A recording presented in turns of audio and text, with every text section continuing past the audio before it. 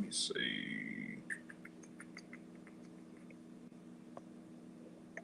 Let me check on my phone real fast. Mhm.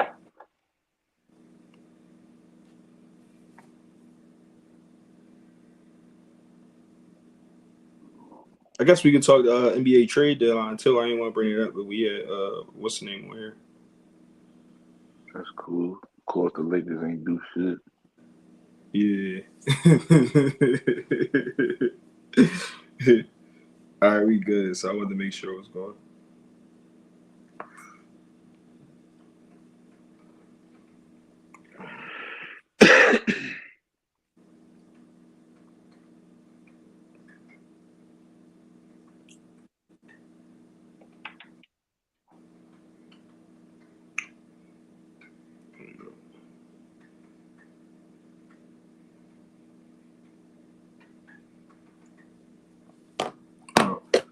Welcome to another episode. You with the gang.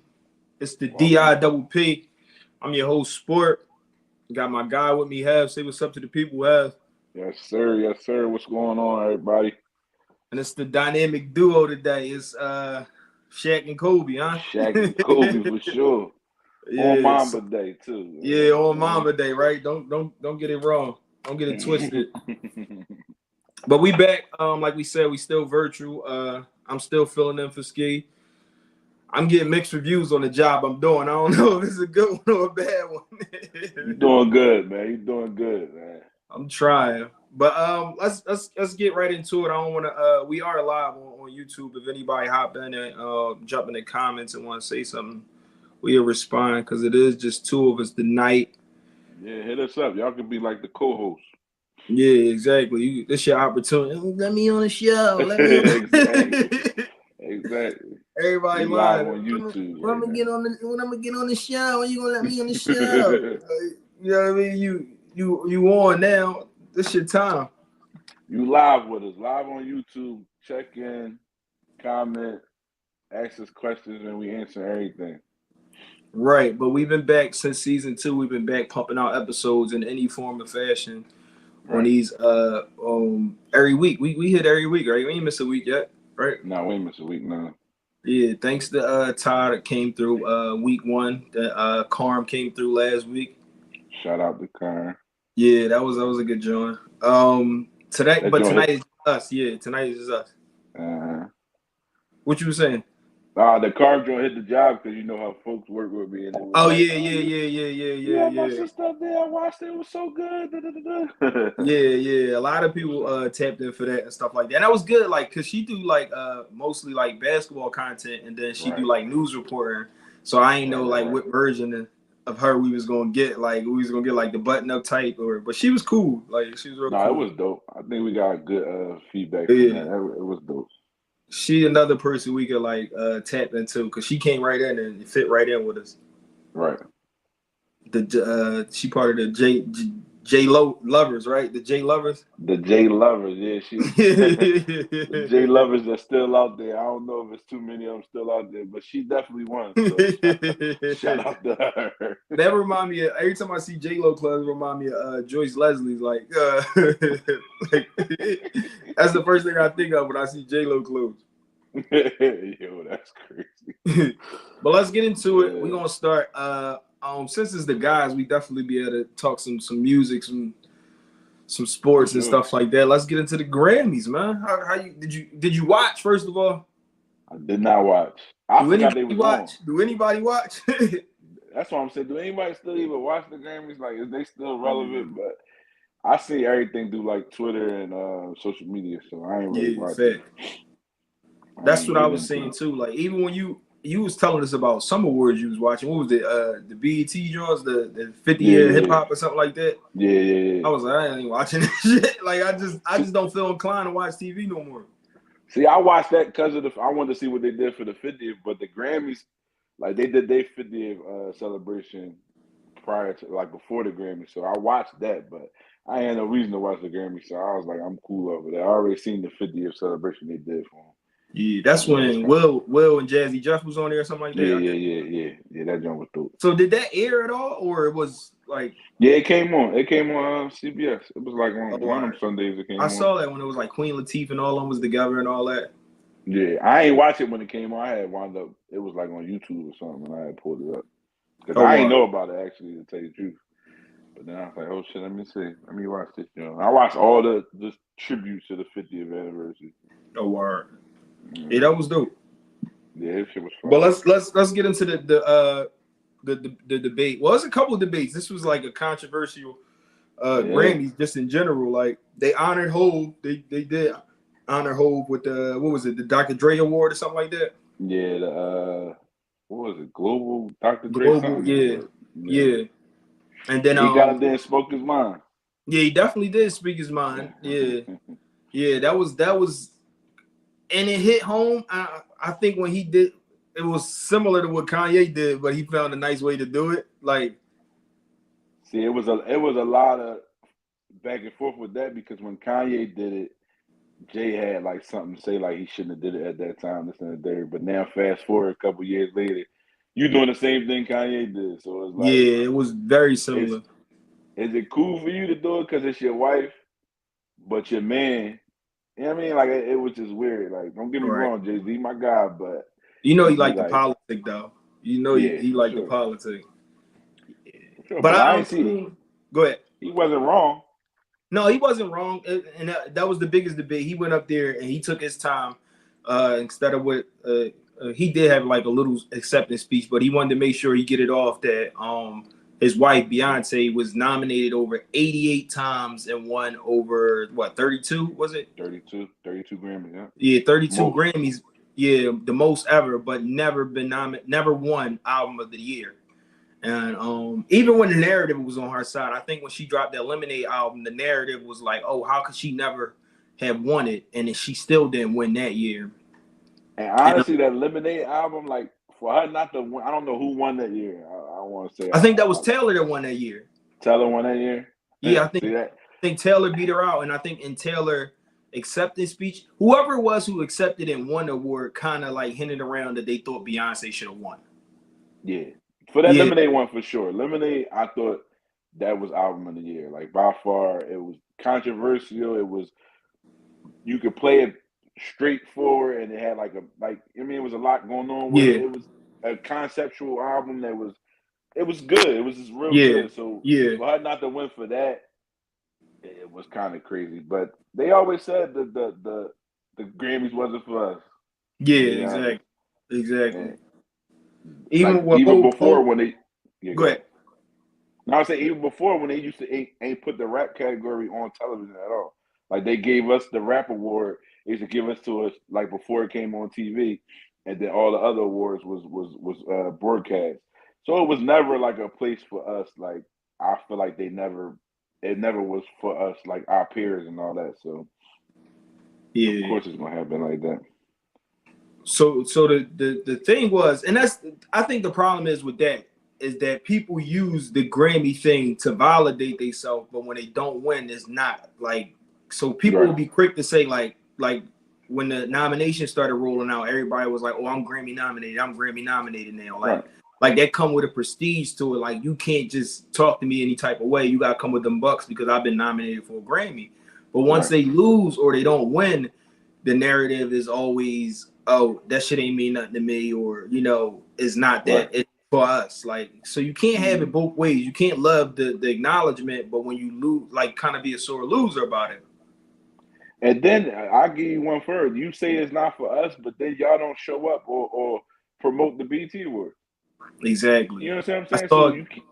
How you can't, you gotta be one way. But the Grammys is like that's a huge accolade. Like that's supposed to be the most prestigious award in music.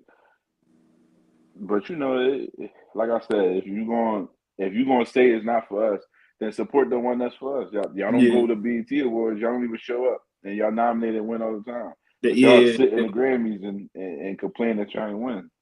So it's weird. you can't let the machine tell you who important, because once they dictate who important, then it's like, oh, we can't go to BET, so we gotta rock out with the Grammys and stuff like that. But Taylor Swift went on to win her record-setting 4th album of the year, and I think she won one at like, what, is she 30 yet? I don't even think she's 30 years old yet, or she might be 30. She might be. I think she might be in the 30s. I'm not sure. Don't give me the lie. But they were saying that like she's the only person that won 4 times, and the list of people that won, I think Frank Sinatra won twice, Stevie Wonder won twice, U2 might have won twice, and I think it's like 2 people that actually won 3 times. But it's a small list, and for her to accomplish it at such a young part of her career, like she's not even in the twilight of her career. Like Beyonce was not nominated for Lemonade, and that was like her pet, like that's after kids and stuff like that, and it's like her furthest part of her career. Right. And it's like Taylor Swift already has that record, and she has so much career to go on. Like, what's the precedence that you set in for these awards? Like, I don't know. Like, I don't know if, like, this year I would have thought SZA should have won. I thought SZA had a real good album. The album was really, really good. I think she won 3. She did win 3.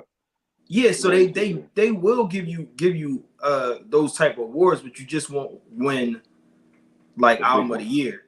Yeah, like you can't win the big one. Even with SZA, I don't think she won R&B album of the year. I think what's her name? I think Monet.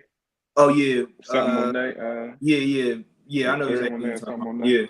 Yeah. So SZA ain't even win R&B album, but it was a good album to me. If I had a vote. Yeah. On the other side, Killer Mike won. He hit the sweep, winning all 3 of the rap categories. And I mean, I can't be mad at him. I'm not a big Killer Mike fan. I ain't listened to the Killer Mike album that much. I knew it was great work. Like, I was honestly like impressed by it. Like, just because something is not your cup of tea don't mean it's not good. Exactly, and that's what people gotta understand. Just because you don't listen to it don't mean it wasn't a good album. Because I didn't listen to not one song off of it. Yeah, and I like Killer Mike. I just never got a chance to like put it on. Like, it's not something I'd be like, oh, Killer Mike just dropped the album. Let me go listen to it real quick. Like, you know what I'm saying? Yeah. Like, I heard the songs that hit you know, the popular songs on there, like the one with Future and Andre 3000. I thought that was a great idea to have a song like that, and of course it was going to do numbers because of who you had on there. Yeah, so I didn't even hear that. Yeah, so that was like the big song on there, and I respect the art, but I mean, I think that's missing in the world these days, is that everything has to equate to popularity. Like, something can be good and other people not like it, and they just like think that it's supposed to align together. That if it's not the most popular thing, then it wasn't good. Right. Because he beat out everybody else. He kind of beat out in that category was all like popular rap. Yeah, it was he beat out Drake in 21. Yeah, he beat out Travis. Who else was in that? Nas in there, and somebody else. Was he the fourth? He was the 4th. Was it 4 people in the category or 5? Let's just say it was 4 because I can't. Yeah. I think that was it. Yeah. So, I mean, you can make an argument that Travis Scott might have deserved it. Like, that Utopia album was pretty good. Didn't listen to it. Yeah, but even with that though, it's just a matter of like you measuring things by their popularity. Like, I don't think the album was that great, but you knew his fan base was just as big as like how Taylor Swift fan base is. And if one side the thing, you could say, oh, this won because it was popular. But on the other side of rap, you could say that we distinguished it by the art and not by the popularity of it. Right. Because like at this point, Taylor winning because off of popularity. Like, not to dispute that it's not a good album, but was it that great of an album, or she was just the most popular person in the category? Definitely a popularity vote. Yeah, but on the rap album of the year, it didn't go that way. It was kind of like, oh, all right, we went with the best piece of art. Even with the performers, like the Grammys, like I think if the performers be somebody out of each of the main categories, and they had Travis perform. Yeah, like you know what I'm saying? Like, so I feel like that, like he was the most popular one nominated in that. Well, Drake, but you know Drake ain't banning the Grammys or whatever. But so even with the performances, like they was thinking it was gonna be Travis, I think. But yeah, and I think Killer Kill. Yeah, I respect it. Like everything's been trending to like the young kids and stuff like that. And it's like I respect when somebody can make art and is well done. So if it's well done, like I didn't hear nobody. This is the thing about it. I didn't hear nobody said, "Oh, he shouldn't have won because the album was trash." Right. Like it was all a reason why somebody else should have won, but nobody disputed if it was it good music or not. It might have not been your taste, but your type, yeah. Yeah. But the black women came through and swept through. SZA won awards. Tyler won awards. Coco won, yeah. Mm-hmm. And the other one you were saying, Victoria Monet. Yeah. So they a lot of people won, which was great to see. Like it ain't like a whole hood wink where everybody was robbed. Right. Maybe in a couple years, the album of the year thing might be obtainable, but right now it don't seem like it is. I'm trying to think who the last person like. Well, they said that though, like when it definitely comes down to women, as far as women, I think they said in the last woman that won it, I can't remember who it was, but it was like, I'm guessing like a Patti LaBelle or somebody, whoever it is. The last time they won it was like the 80s, and it's only been like 12 black women nominated, let alone even like win, which has been none. Mm-hmm. All right, here I come, go. But I'm trying to think, was Lauryn Hill nominated for Album of the Year? I think that's who they said the last person who won. Was it Lauryn Hill or she was nominated?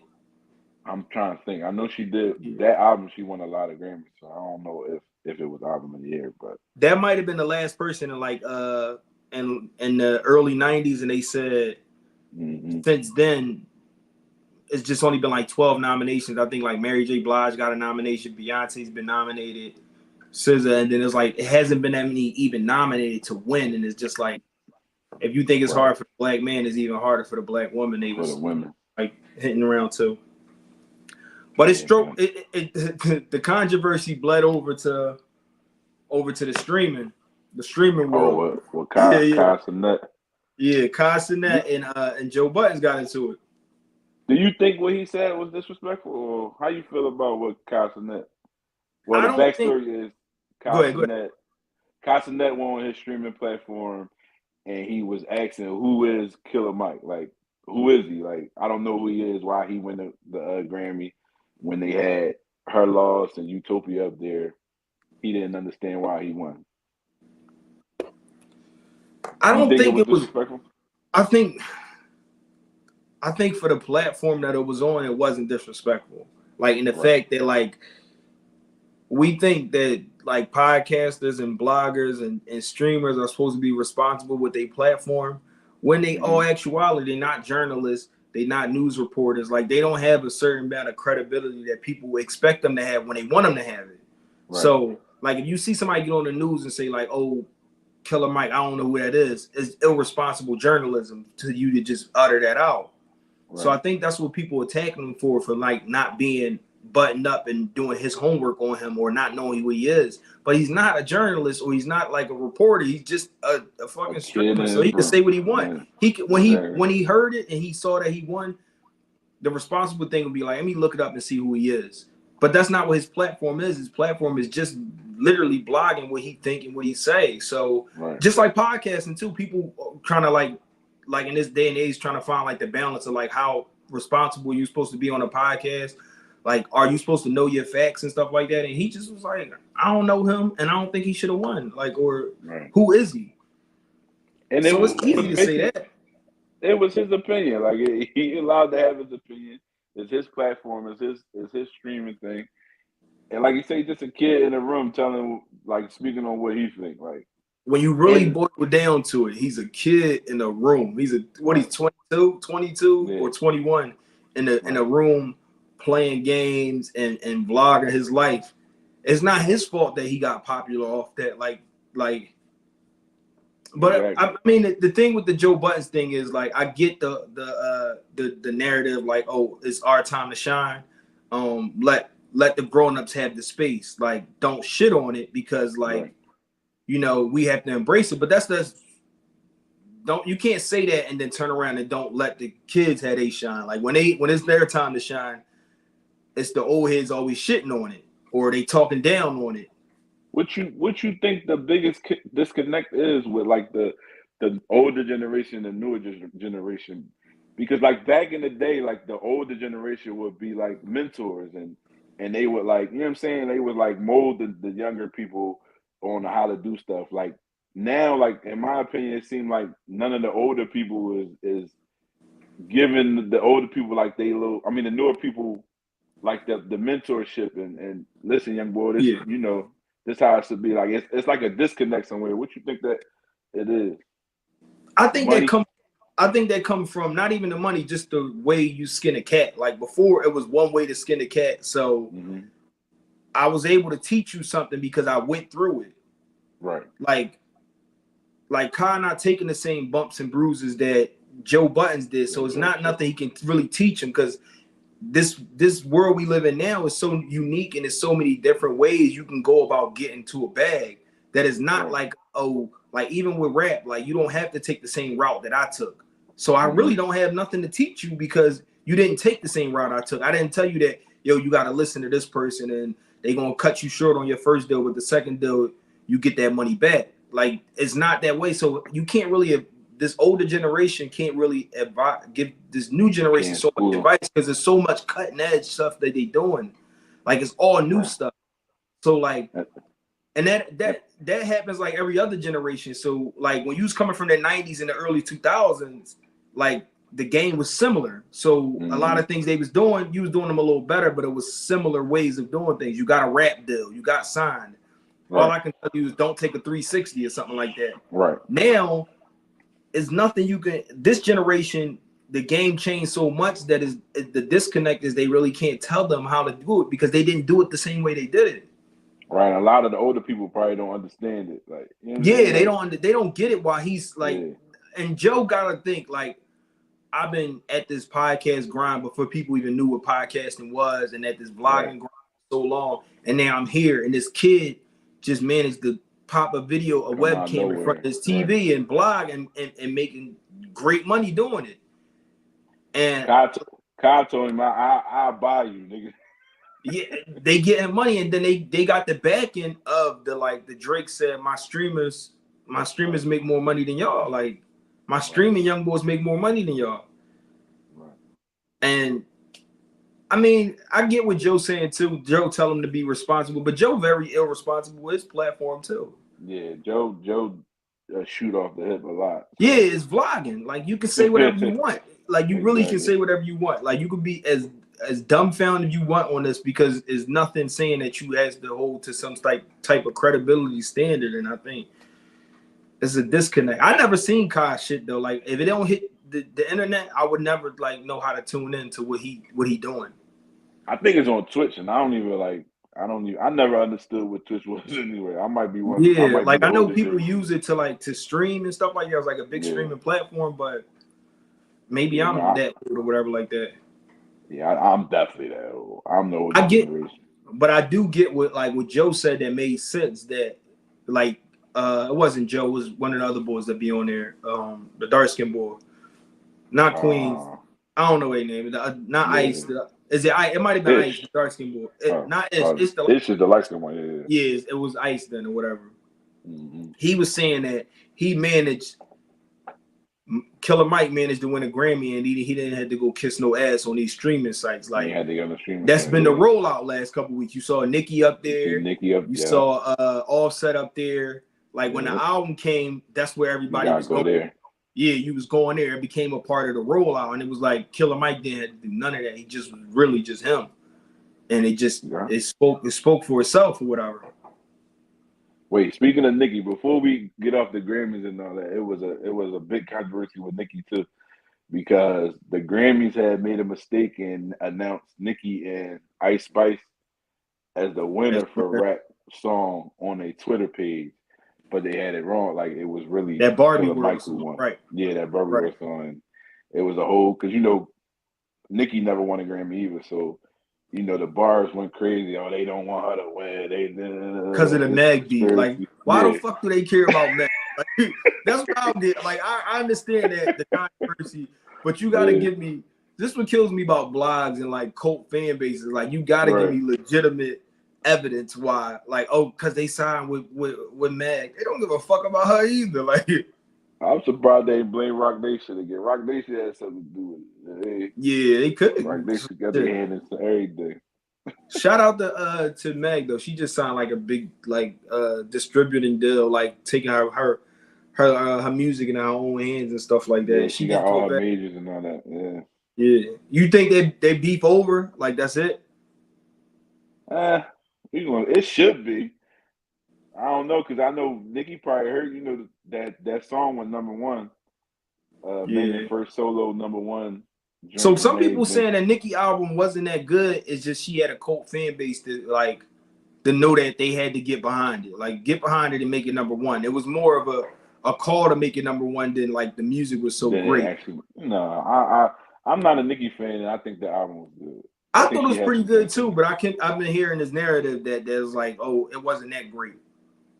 No, it was good. It only got one play. Like I didn't go back and play it again, but that's just because I'm not a fan. But she had some bangers up there. Like it was better than that last one, that Queen Gun. That shit was horrible. Yeah. And then she made kind of like different music as far as like I'll give you that. Nicki will make an album that consists of like different like stuff. It ain't just a bunch of like city girl wise, like a bunch of niggas ain't shit type music. I think Nicki have a thing with like jumping on the younger wave. So you see like the what's the song with Uzi, like that whole that Philly wave or whatever, this and the third, like, and that was like a big song. Like she'd jump on like a wave and ride that shit. Yeah. But I think the album was alright. Well, let's get to we got Valentine's Day coming up. Love Day. The Love Day. You believe it? You deep and rooted in a relationship. You still believe in Valentine's Day? Yeah. I mean, I do my part. You got to do your part. How you feel about it? Not saying like I know you do it because it needs to be done, but how do you feel about it? Like, I mean, do you care for it? Like this like you got been married, got kids already. Like this not your first V-Day. This probably like your 30th Valentine's Day. Like, listen, let me tell you why I'm gonna tell you where I go hard. My birthday is the next day, so I make sure like, all right, I'm gonna go ahead and do this, that, and the third. If you come up short on my birthday after I just did this, that, and the third on Valentine's Day, it's gonna be a problem. I'll be forgetting your birthday the day after. Damn. So do you get shorted? Do you get shorted? Like on some? I have it. No, I have it. I have it for the most part. I get bad birthday love. So you get back to back gifts? I don't get gifts on Valentine's Day. I never was a person that was like, oh no, you gotta buy me something back. I ain't gonna like no, it ain't just me buying. We gonna exchange shit. No, I get like a card and stuff like that, like a cake. Like she might get a cake and all that. But yeah, for the most, I'm not big on like me getting gift. Like I'm a giver. Like that's my love language. So it's like, I do all the Valentine's Day. Like I'm into it. Like I like giving gifts and stuff like that. So yeah, see, I'm like me and my like post family life or whatever like that. And I hate to use the word family because that's not true. Because my family is my family. I always say that your family. Yeah. But in my post relationship and the new relationship, we're like. Well, not a new relationship, but a new Valentine's Day. Like, with that is my thing is like I really got to get myself up to be in that mood of like doing stuff like that again, because I was like so like entrenched in, like I was over it. Like it was all new before, and then it was settling down to like we was just like just a card and stuff like that. But it's like now with it being brand new, I gotta pull out the stuff. Valentine's Day shit. Like, yeah. Like, I can't bring my 10-year Valentine's Day experience. I gotta pull out the first Valentine's Day shit. Like, so just like the gas station beer ain't gonna do it. I always wanted to ask women that though. Like, is it like just the thought that count, or it like really got like, do you mind just having the gas station beer or the corner on the boulevard beer and shit like that? Is that like lack of effort, or is it like, you know what I'm saying? I think it's situational. Right. So everybody would say like it's the thought that count. I get that. But I think the thought only count if like a person know your situation. Like if you in something with somebody and y'all dating and she know you fucked up, the bear is all right. Like that's cool because it's the thought that counts. Right. It's the Like thought. you, Okay. yeah. But if I don't know your situation and I don't know what you got going on and you just cheat me, I'm just assuming you cheat me. Like I can't say like, oh, or is the thought that count because I don't know if it was just a thought or you just went the cheat route about it. So I can never tell. Right. My daughter keep coming down here. Yeah, tell Noah to put it on for you. All right. We dads in progress. Of course, our kids are going to interrupt. Yeah, of course they still up at 10:20. But yeah, I think you can get away with it. You can like if you know your situation. Like I've been fucked up on Valentine's Day before, a card and I'm gonna cook dinner or something like that. We gonna make it work, or we might both be on some shit like, yo, this year we not celebrating. We just gonna do something at home or whatever the case may be.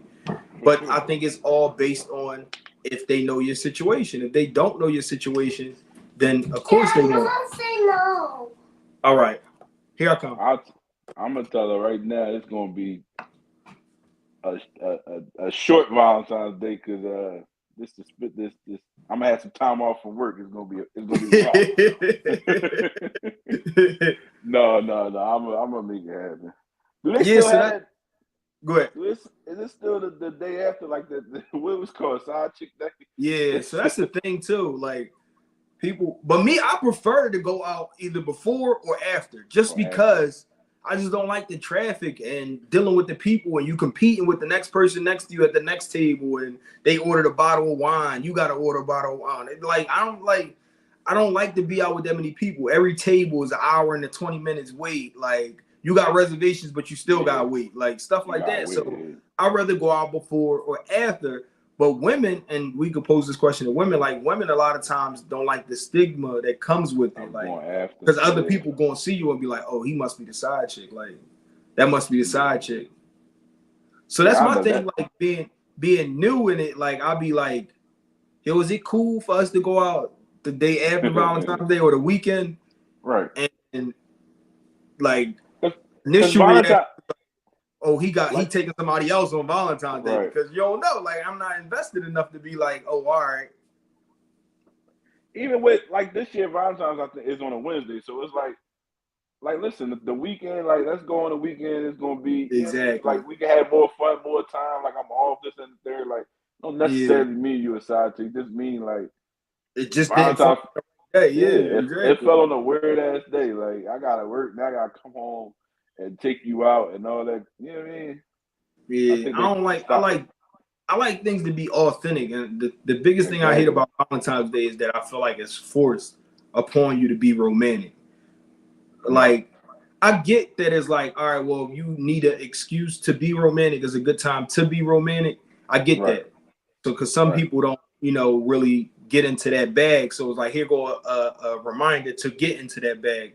If you don't do it that much, at least do it now. Yeah, exactly. Yeah. So I get that perspective of it, but I just don't like anything that feel like I'm doing it because everybody else say you should be doing it. Like that shit like grind my gears. Yeah, I feel you on that one. But I'll be forgetting that you get the double bubble. Like I'm gonna just hold this. I'm gonna get you the car, and then I'm gonna hold the gift. I'm gonna hold the watch for tomorrow. What was your Go ahead. No, I was gonna say, what was your you don't gotta tell me who gave it to you, but what was your best like Valentine's Day gift? I can't even remember, to tell you the truth. I gotta think about that one. Yeah, I gotta think about that one. Cause like I said, I don't really get the gifts for Valentine's Day, so it'd be like the next day. So you ain't never had that damn Valentine's Day was crazy. Oh shit, the birthday even crazy. No, I gotta think about it. See, it's crazy though, because we forget. I bet if I asked you what was your worst Valentine's Day, you knew that shit though. Man, my memory all jacked up. Like I don't see. Damn, what was my worst? I can't even think of my worst one right now either, bro. See, my best one probably. I want to say I got like like money, but it was like wasn't like no, it was a comma in it. It was a couple dollars. Like, Oh yeah. yeah, it was like a couple dollars. I think that was my best one, and my worst one probably was like I don't even think it was necessarily a gift. I think it was just like a horrible experience going out. Like it was like just the food was nasty, and it was all on some like what the fuck we even bother going anywhere for? Like, I remember one time I had reservations for this place, and we got there and it was like the lights was out or some shit at this place, and it was like a place like we wanted to go to for a long ass time. We finally like they ain't give us no call, like courtesy call. We get there already, we dressed all nice, this and that third. They like the right? lights out, we can't serve nobody, this and third. So we had to go find, but we wound up finding this in like Maniac, I think, and the place Yeah, wound up being alright. So it wound up working out, but I was mad as shit. Like, man, like I really wanted to go to this place, this and the third. yeah. But yeah, that probably was How my you worst experience. how you feel about the NBA trade deadline? It just hit today. You know, them Lakers stayed pat, didn't make a move. They Y'all ain't think make not y'all one y'all move, man. y'all think y'all can get in, or y'all like how's it gonna happen? How's Listen, it gonna shake out? I think we gonna make the plan. I think we gonna make the plan for sure. They Everybody surprised me play. last year because I didn't think we was gonna go as far as we was gonna go last year. So hopefully they gonna surprise me again this year. But the fact that they didn't Y'all make was in no the moves at all, huh? y'all was in the play-in last year, right? Mm-hmm. And Yeah, made it all the way to what the Western Conference and made Finals? it Western Conference Finals. Yeah. Damn. So yeah, that like and then we got swept. So whatever. Yeah. But yeah, they surprised me. So hopefully they surprise me this year. But I'm hearing that they supposed to be going for Spidey for Donovan Yeah. Mitchell in the summertime. So Yeah, it we'll seemed like see. a lot of teams did that kind of like set to the summer. Yeah, It wasn't Sixers didn't do nothing crazy either. I did like the y'all Sixers got move, but I Buddy. did nothing crazy. I like the Buddy move. I think the Buddy move was a move for next year anyway, though, because like you got him under contract, you can re-sign him without having to pay him crazy money because he under contract. So I you just give him that Tobias money. I think it's stuck to the Philly narrative. Y'all did some foul shit. Y'all gave Marquise Mark one of Mars, but y'all gave him Yeah, the key to Marcus the Morris. city. Yeah. Marcus Morris gave him the key to the city and then shipped this nigga out. Like, y'all foul, bro. He Philly should have foul, known he bro. was leaving though. Like he knew he was leaving. Like all them boys that came here from the Clippers that was on them 1 year expiring deals, like they know you They once got you get rid to of the him. end of the contract, you just a tradable contract. Like Pat Bev. Pat Bev is just a tradable contract. Like, and everybody in Pat Philly Bev, crying, oh, they traded Bev. y'all had Bev out here talking about he in West Philly playing on the courts and shit. He loved Nobody Philly asked him and to do that shit. Nobody asked him to do that shit. Like all that going to Gilly and yeah, boxing match and all that, like that don't mean you gonna stay. yeah. Like just because you like it here don't mean you gonna stay. You Y'all had my can't man shoot thinking he was a Sixer for life. He can't shoot. on a 1 year I mean, he deal got on a 1 year vet contract. You think that they love you? Like he thought he had. Listen, the one thing about him, he got a little D though, so that might help Milwaukee a little bit, a little bit they need more than Pat Bev to help them on defense, man. for sure. But I'm hearing y'all supposed to be. he Y'all might be good. he he's a point guard that can't distribute the ball and can't shoot and only play And can't defense shoot. pretty well. Like he don't play it that good. I never understood the Pet Bev hype though. I never understood it. Like Yeah, like I just when think his he be younger off. days, he could guard like up to a three. I remember him guarding KD when he was in LA, and He but like now always was he only can guard guards. he always was a person that I thought like when I watch him guard, I think of like the nigga like when you playing ball on the court and the nigga just always up in your face and smacking the shit Yeah, inside you and yeah, angry and all that. just a Like just a that's hat. who he always looked like to me. Yeah. He always looked like Exactly. that to me. Every time he played defense, I never understood the Pet Bev hype, but At whatever. this stage in Pat Bev career, the myth is bigger. Like the legend Yeah, is bigger than anything. Like he more of a name of absolutely, what he used to be and what he say out his absolutely. mouth versus his play. That's exactly Like what he be talking that shit. he just like to talk, and he just he's a clip, a social media clip all the time. Mm-hmm. Like I remember when he came to y'all, and he was like, they was like, how you feel like you can help LeBron? He like, LeBron can help me because we made the playoffs last year. They didn't and shit like that. Like what? Like he just say anything. Like he did the same thing in Chicago when he went back to Chicago. This is where I wanted to be. This is my home. This is where I'm from. Like you just trying to endear yourself. Motherfucker, you still getting out of here. That's how he try to make it seem like he cool with the trade. Nah, bro, you on 5 teams in like the last 6 years. Like exactly. That's what happened when you get to the end of your career. Like you just start bouncing around. Look at Chris Paul. Chris Paul played in like one spot most of his career. Now you're on a different team every year. Like hang it up. Ain't that crazy? Like when is it time to let it go, bro? Like let it go. Shaq did the same thing. Shaq a million jerseys. Shaq killed me with that. Shaq was killing me with that. Shaq was in a Celtics jersey. Like that shit don't even look right. Like kills me. Like go ahead. I forgot he played with LeBron. He played with LeBron in Cleveland. Like towards the end of the career, people don't want to let it go, and they just start going anywhere. Like but I think the Sixers. I don't think it was really like they wanted Cameron Payne. I think they looked at Cameron Payne like he's just a shooter.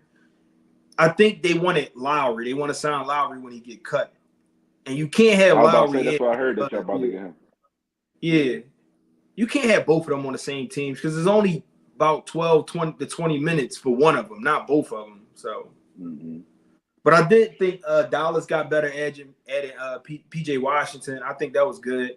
And they added that center from the Wizards, Daniel Gafford or something like that. Gafford, yeah. Yeah, I think that was 2 solid pieces. New York got somebody too. Who New York did? New York got Boban Bogdanovic from the one from Detroit. From Detroit, yeah. And then they they made another move. They signed 2 players that was like role players that could start. Yeah. OKC made a good move too, bringing in a vet. They brought in Gordon Hayward. That's what I kept telling people. I thought they needed a vet. We said that last week when we was on the pod. Yeah, we said they needed like a good vet. Yeah. That was a good pickup for them. And we like the Simpsons, baby. Yeah, we definitely like the Simpsons. Yeah. Who else made a move? Somebody else got decent. Boston picked up a center. I thought that was big. Like a backup center. Who Dennis Schroeder go to? Dennis Schroeder went to somebody. I ain't understand that. Yeah, I didn't understand that either. It was kind of like a swap. It was just like a swap of play. Even I don't get why like that's what scared me the most. Like I don't understand why Indiana traded Buddy Hield if you trying to make a playoff run. Right. Like I guess they moved him and then traded for Doug McDermott, which is like just another shooter, I guess. I don't know. Mm-hmm.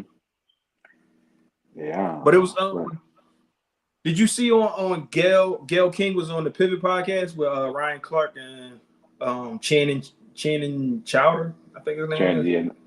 No, I ain't get to see it. I ain't even get to watch it.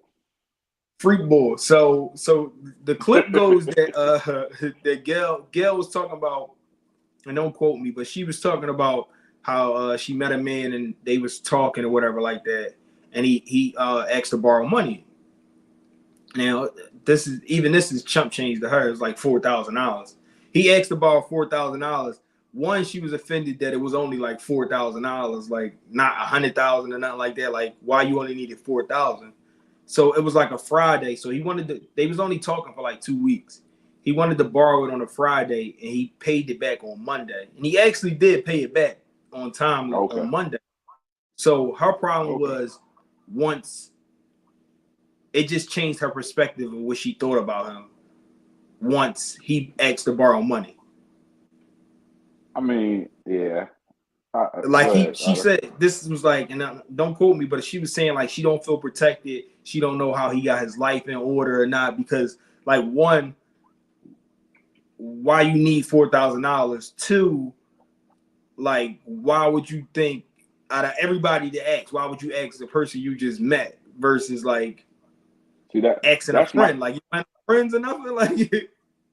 Well, the person he just met was Gail King, so let's go ahead and say I know she got it, but I know she got it. like I ain't gonna try to Ask waste you time because I with know her you when got it. Like they might not I know have you it. fucking got exactly. I know you got it. You Gayle King, but my issue was I'm a prideful person. Like it's really hard for me to ask anybody for Yeah, anything. So yeah, for me, like for you to ask 2 weeks in, it's kind of yeah, like that would be a turn off. Like even if it's a female, if I'm just talking to you in 2 weeks in, well, I mean they make that popular now. Like, oh, I need my bill right, paid and I brought it. But even right, that, like that's a turn off to me. Like, yo, I just mentioned you already asking me for money is wild. That's wild to exactly, me. exactly. So So I would have been done with him too, done with her too. So I'm with you, Gayle King. that was her whole thing. Her whole thing on it was like I don't feel like that was like a deal breaker for her. Like she allowed to have that deal breaker of like saying, you know, if he ain't got no bread, I ain't messing with him. Right. So if you flip that on the other side of the coin, though, is like, are men allowed to have our deal breakers? Is it okay to say that I'm not like, and this might be extreme, but I'm not fucking with no chick that ain't fucking on the first night, or if she ain't giving her that pussy in 2 weeks, like swip into the same thing. Like, oh, it's been 2 weeks and she ain't give me no coochie, I'm done with her. 2 weeks is kind Like of crazy, but and that same similar fact is like, yo, that's a deal breaker to me. And like Gayle can have a deal breaker about borrowing money, and it's like that's cool. Like I get where you coming from, but if a man has similar like deal break, not similar, but another deal breaker in the same time span is like, oh, you shallow for feeling that way. Or like you said, what you were saying, was she asking to borrow you for money? Like imagine if she asked you borrow you money, yo, I'm cool. I'm cool off her. I don't have a lot of deal breakers, but yeah, like I said, if we just met and you asked me for money for this, that, and the third, that's a turn off, and that's a deal breaker for sure. Now the 2 weeks and the we ain't popped yet, I don't know if it's a deal breaker, but I ain't sitting around waiting for you either. But like in this fast-paced world that we living in nowadays, Yeah. 2 weeks is a long time to wait to give it up for the first time. So it is. And I waited months before, but yeah, I get what I'm saying. I wasn't waiting like, and I ain't had nothing else. Like, you know what I'm saying? Like, I Yeah. might have just, even if I just met you, like, yeah. Motherfuckers giving it up the first time we say hi. But the narrative on you when you say like, oh, I ain't do nothing with him the first 2 weeks I met him, so he lame for even thinking that. What, thinking that I'm supposed to hit in the first 2 weeks? Yeah, like I'm saying, like they gonna view the man like, oh, yo, he lame for thinking that, or I asked him for a couple of dollars, but he's supposed to have it and he ain't give it to me. He a lame for not giving it to me and stop talking to me just because I needed some help. Right. But when you flip it on the other foot, it's like, Gayle, go ahead, Gayle, you did what was right, girl. Like, I'm about to say we're lame for not giving her money. We're lame for not giving her money if she asked for it in the first 2 weeks. But if you flip it nowadays, not Gayle, but we're lame for asking for money. For extra money too, yeah. Like you can't ask for money or you can't lend it. And you can't not give it. So it's like you damn if you do, you damn you don't for men. So you know. And it's just crazy because nobody will say like Gayle shallow for like, oh, all right, why you ain't just he paid you right back? Like, you know, how does that change the dynamics? How does it change the dynamics if he really y'all was fucking really messing with each other and he felt like, you know, I needed something and you gave it right back? I gave it right back to you, like I said. Not 2 weeks in, bro. You're not even comfortable enough with somebody in 2 weeks, like the ask for bread, like. But her line was like she didn't feel protected or like felt like he could manage his money. I mean, I don't know where that correlate with protection, but I guess I don't know. We need a woman to chime in for this one. yeah, for sure. You got deal breakers though, bro? I got deal breakers like relationship though, like just not no 2 week notice. Like if you stretch a little further, I got like deal breakers. Like we haven't I'm not with no like we not having sex shit. Like I ain't really into it. Like, I had a long week at work. Like, all right, I get that. Like, I give you a pass, but I be hearing about people who be going like I couldn't be in a relationship. You ever hear like the story about men who like, oh, they only get sex on like their birthday and like Valentine's Day. Yeah. No, or it's like that's a I couldn't do that. Like, I don't think any time in my life where I get to a point where it's like it's just like a non-existent thing. And I know everybody go through their own shit and all that, but I never, that's like a deal breaker to me. And I shouldn't be viewed as like shallow if I say like, yo, I want sex 3 times a week. Right. So yeah, no, that'd be like a deal I didn't even think of that. Yeah, go ahead. Yeah. And I'm big on one of my deal breakers is don't ask me for nothing I don't ask you for. Especially at the beginning of something. Like when we just started meeting 2 weeks in, like if I don't feel anything I don't feel comfortable doing to you, I feel like you shouldn't feel comfortable asking me. Like I wouldn't, like you said, I wouldn't dare ask you for no money. So why would you dare ask me for something? But that's what I'm saying. Like they made it so common in this world now for women. Like women won't even date a man if you don't have money. So it's like, and I think that's the dangerous thing about it. Yeah, it is. It's very dangerous, but is that you as the man have to have money to be in a relationship with a woman, but a woman doesn't have to have anything to qualify. Yeah, like I just don't. You gotta have some shit too, because I might fall off my feet. Exactly. So where the fuck I'm gonna go to? Like, how long does it take to you, like when you meet a person, like when you met your lady, and like until you start letting them know how shit really is, like not like how they think it is or how shit really is, like, because you put on and like, yo, yeah, we can go to the movie, so yeah, we can go here, or you need a couple $, yeah, I got it, and all that and stuff like that, and then it gets to a point where like you be like, yo, I don't have it, like, you know what, I actually need a couple $, like. No, real shit. No, I think probably like a year in. Yeah, where it's like you could just even that's a long time though. That's a long time to play a role of like always being good. Like, yeah, I say like I'm gonna say a year in. A year in with this relationship. I think it was like a year before I was like, look, kind of like for like yo, like I remember even like messing with chicks and they like I think Ski said this on a podcast before, like doing shit for somebody you don't even have it, but you still doing it because they asked for it and shit like that. No, like you robbing Peter to pay Paul and shit like that. Yeah, like you gotta keep that facade up, like because you don't want because it aligns with like how good of a man you are. If somebody asks you for something you can't give it to them. Like I remember dealing with some chick that I wasn't like we was just messing around or whatever like that, and she asked me for some money and I didn't have it. Like I had it, but I didn't have it to give to her. Like. And I didn't think she was worth me giving to her. But after that, it was like a whole red flag of like, oh, no, you can't deal with me because you can't do what I need you to do. And it's like, listen, I just had a conversation with my son, and I'm gonna put his business out there. We a dad podcast, so yeah. I'm in the car with him. I picked him up from a job or whatever the case may be, and I asked him about his girlfriend, why he broke up with her, and he said that he was like, Dad, honestly, I think she broke up with me because I ain't had no money. And that shit just made me mad, bro. Like, it made me so fucking mad. Like, I'm like, fuck that bitch. Like, exactly. Then I'm like, I don't mean to call her a bitch. She's like, no, Dad, that's accurate. That's accurate. That was good.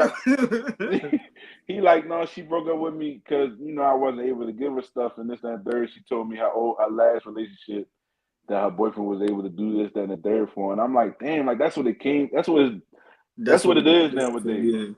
Yeah. Like you gotta have bread to be in a relationship. Like what happened to like getting to know somebody or like the coming up with somebody? Like, damn, what happened to us being broke together? Like broke together and coming up. Now mind you, he in school and college and this and the third. Like, yeah, exactly. So it's like, you know what I mean? Like you can't even it was crazy to me, but that shit, I don't know why that shit pissed me off.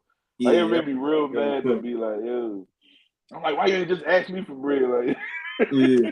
You had to fund the relationship. Yeah. Like, that shit really like it just made, and then it made me just think like, damn, like that's really like what it is, and that come from like the city girl type mentality and all that Mentality, type of shit that yeah, you're seeing on yeah, social media, and that's what these young girls is following now. So that's what it is. Like it ain't like how it was back then, like where yeah. You had to before like the narrative of like, oh, you have to have something for me to like for women or girls.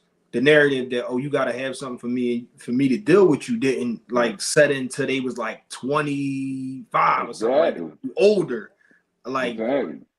in the teenage years or like young adolescent years, it was like, oh, I like you because I liked you, like and we gonna find a way. Like you fucked up, I'm fucked up. Like we both working and just taking care of Listen, each other out. Like I remember splitting lunch with my ex and stuff like that. Like I'm about to say, well, me and my kids, mine, we was teenagers. We used to be broke as shit. We'd go to the yeah, movies. We go to the movies like 2:30 in the afternoon, buy yeah. one movie, and then we'd sneak into like three other Nigga to movies yeah, and make it a whole fucking night.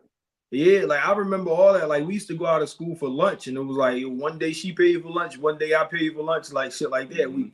But that's what I always used to think. Like, I don't want to fuck with nobody who haven't been with me since I'm broke, or like haven't seen me fucked up or something like that. Because you know that they really there for what they there for. It's hard to tell if a woman really like you if she only seen you on your ups. Like, yeah, exactly. But I mean, it's a character building. That's all. Yeah, he gonna be straight. I had I schooled him, bro. Like he good. Yeah. But that shit, I don't know. That shit pissed me off. Like I was mad as shit that car. Like, No, that would piss me off too. I remember being like, I remember not working in high school, having to pay for like my senior, like my prom tickets, because you had to buy prom tickets. Like, so when we had to buy, that's crazy now. I think about it too. That you had to buy prom tickets. I used to be like, yo, mom, I need to get these prom tickets. How am I taking the prom? I don't got no money for the tickets. And you try not to seem broke when you really don't have nothing like that. Not to say that, like, I'm talking about just in general. Like, try not to seem broke when you don't really got it. Like, it's the craziest thing. It's wild, right? Yeah.